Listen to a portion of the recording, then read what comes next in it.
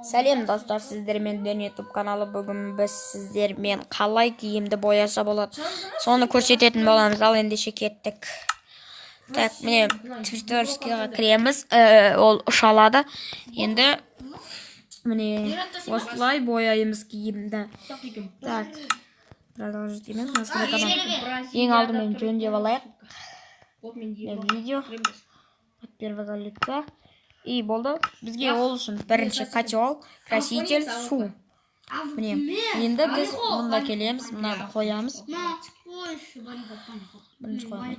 Су қоямыз, одан кейін мынаны бүйтеміз.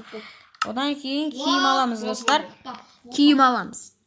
Міне, анандай киімдер болмайды, тек қана осындай